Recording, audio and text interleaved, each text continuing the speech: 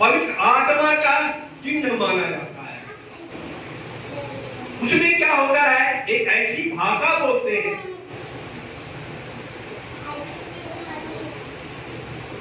जो संसार से अलग होता है। हालेलुया।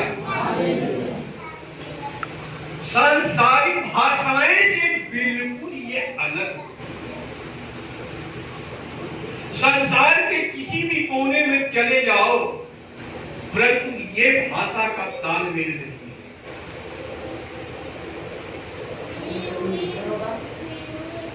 ऐसा क्यों? इसी को हम अन्य भाषा के रूप में जानते हैं।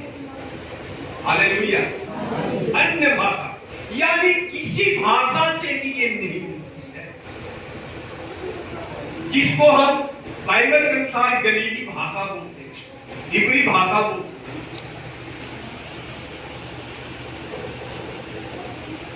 और अन्य भाषा के रूप में क्या ये संसार की सभी भाषाओं से अलग। लेकिन है क्या ये भी एक चिन्ह है, और आत्मा का, परमेश्वर का एक चिन्ह माना गया कि बपतिस्मा के रूप। ये आरंभिक यानी आत्मा का ये आरंभिक चिन्ह है, शुरुआत का चिन्ह। प्रेतों के काम पुस्तक में नए नियम के 2 अध्याय का 4 वचन पढ़ेंगे। प्रेतों के काम 2 अध्याय उसका 4 वचन। वे सब आत्मा से भर गए, और जिस प्रकार आत्मा ने उन्हें बोलने की सामर्थ्य दी, वे अन्य भाषा बोलने लगे। हालेलुया। यहां पे वचन बता रहा है कि वे सब पवित्र आत्मा से भरे। वही तो मैंने कहा, ये पवित्र आत्मा जो है बपतिस्मा का चिन्ह माना गया है। यानी अन्य भाषा में बोलने का मतलब कि परमेश्वर की आत्मा का स्पष्टीकरण होता है। हालेलुया।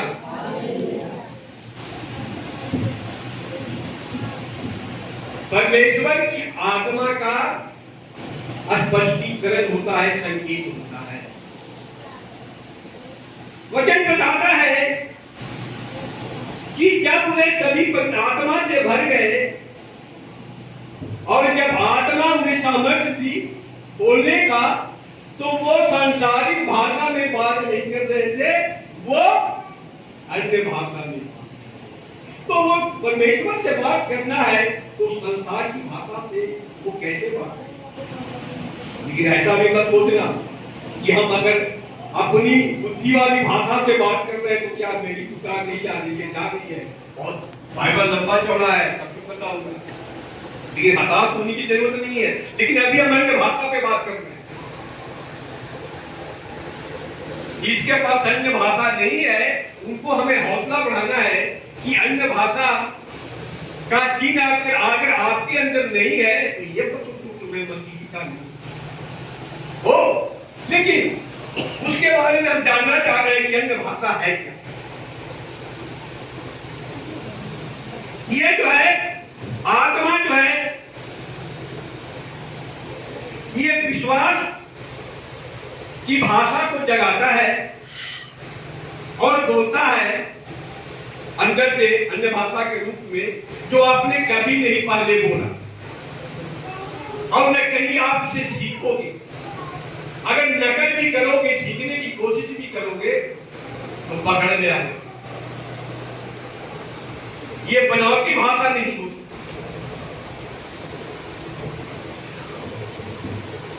ये परमेश्वर की आत्मा का सामर्थ्य से आप जो है अन्य भाषा में बोलते हैं।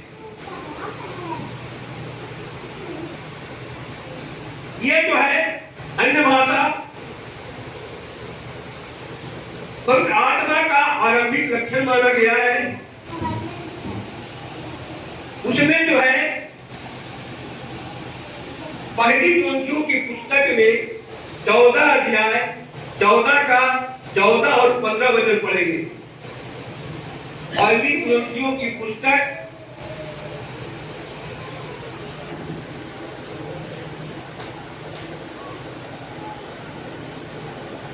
उसका 14 और 15, 14 अध्याय का 14, 15।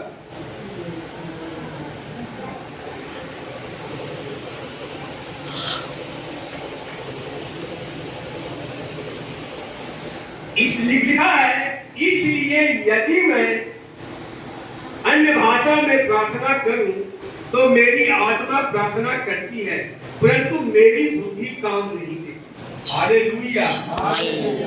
जब अन्य भाषा में आप बात करते हो तो आपका जितना भी सांसारिक बुद्धि है ना, वो आपका गायब हो जाता है।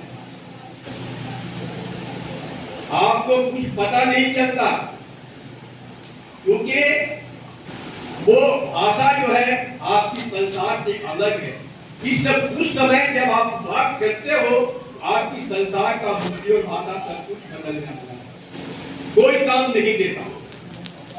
क्योंकि वचन कह रहा है, इसलिए यदि मैं अन्य भाषा में प्रार्थना करूं तो मेरी आत्मा प्रार्थना करती है, परंतु मेरी बुद्धि काम नहीं देती। अतः क्या करना चाहिए? मैं आत्मा से भी प्रार्थना करूंगा और बुद्धि से भी प्रार्थना करूंगा। मैं आत्मा से गाऊंगा और बुद्धि से। हालेलुया। अब यहां पे वचन कहता है कि अन्य भाषा में प्रार्थना करूं तो मेरी आत्मा प्रार्थना करती है, परंतु मेरी बुद्धि काम नहीं करती। लेकिन बाइबल ये भी कहती है कि क्या करना चाहिए? तो मैं आत्मा से भी प्रार्थना करूंगा और बुद्धि से भी प्रार्थना करूंगा। मैं आत्मा से गाऊंगा और बुद्धि से गाऊंगा।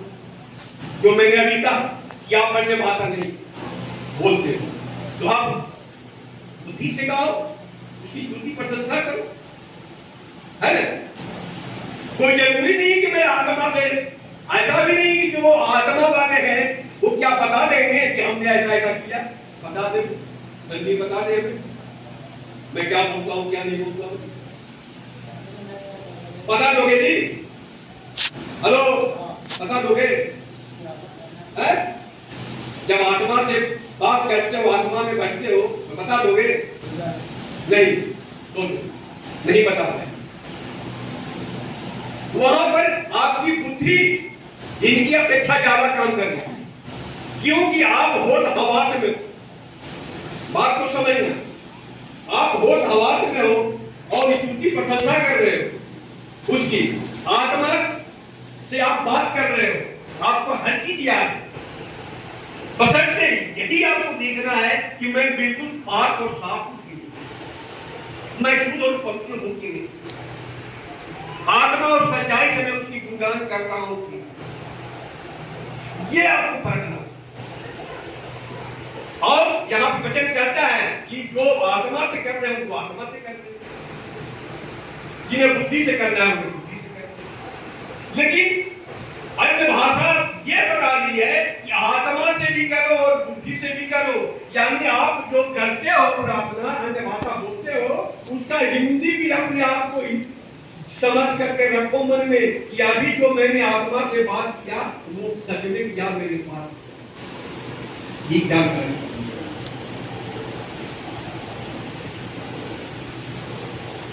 अब तो मान लिया जाए जो नशा पान करने वाले हैं, है ना, वो जब अधिक नशा ले लेते हैं तो वो गिरवी कुछ भी बोल बात के घर परिवार समाज में इधर उधर जो है नरकार करके सो जाते हैं। सुबह जब आदमी उनको बोलता है अरे भाई तुमने रात में ऐसा क्यों बोला, तो मैं कहाँ बोला, मुझे याद ही नहीं है। ऐसा भी होता है ना, नशे तो बोलते हैं मुझे याद नहीं। तो आत्मा से जब हम बात करें तो हमेशा जो है अन्य भाषा अगर आप बोलते हो तो परमेश्वर से ये भी वरदान मांगो कि मैंने जो तुझसे बात किया मुझे बुद्धि से मुझे भी आना चाहिए, यानी बुद्धि से भी मुझे जानकारी मिले। परमेश्वर का वचन अन्य भाषा के लिए जो यहां पर बात कर रहे थे,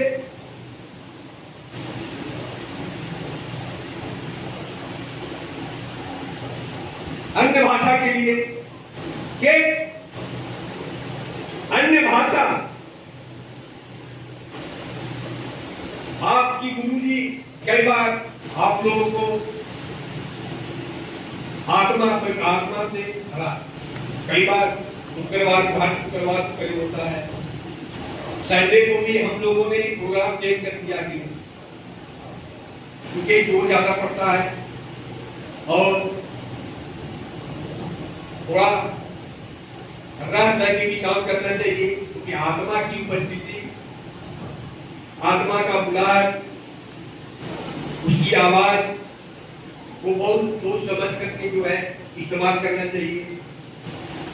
तो आप लोगों ने भी कई बार पवित्र आत्मा से भरे। शुक्रवार तो खास करके होता है, मैं क्योंकि बैठता नहीं, काम आवाज आती है, तो अन्य भाषा में बोलना ये जो है पवित्र आत्मा की उपस्थिति यानी उसका एक बपतिस्मा का संकेत और चिन्ह माना। लेकिन एक बात और ध्यान रखना, मैं थोड़ा सा बता देता हूं कि अगर आप अन्य भाषा में बोल रहे हो तो एक पवित्र आत्मा से बोल रहे हो और वही जस्ट नकल एकदम सेम टू सेम शैतान भी करवाता है। हालेलुया, ये बात को ध्यान रखना सभी लोग। ये जो अन्य भाषा में बोलते हो वो भी अपने आप को सावधान हो जाए कि मैं ईश्वर की आत्मा से प्रेरित होकर के बोल रहा हूं कि शैतान की आत्मा से मैं बोल रहा हूं। इसके बारे में मैं अगले संडे बताऊंगा, इसके बारे में विस्तार में बताऊंगा कि शैतान की आत्मा से भी वो नकल सेम आवाज निकालता है। लेकिन जो जलाने वाला होता है वो तो 200 हवास में होता है,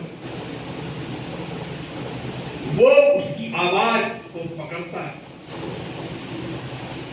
और उससे भी अगर नहीं किया तो उसे संकेत मिल जाना है, चाहे वो रात का प्रार्थना में हो या किसी भी टाइम की प्रार्थना में, आहट मिल जाती है कि फलाने आदमी के साथ ऐसा हो रहा है।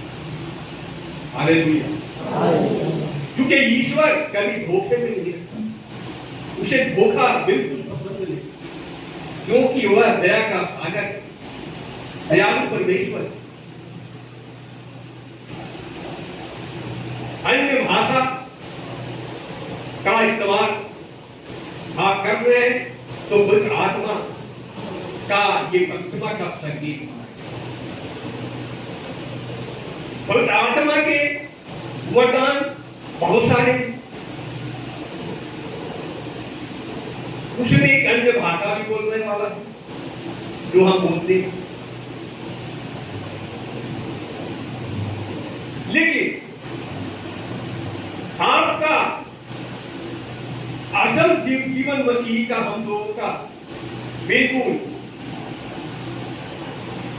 परमेश्वर में, उसकी आत्मा में, हमेशा आत्मा को एक दूसरे में विलय करके रखना, एक दूसरे में समागम होकर के रखना, सहभागिता में जीवन हो,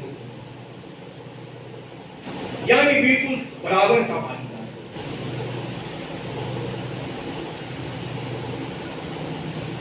तो परमेश्वर हम सभी को आशीष दे, प्रभु यीशु मसीह के नाम आमीन।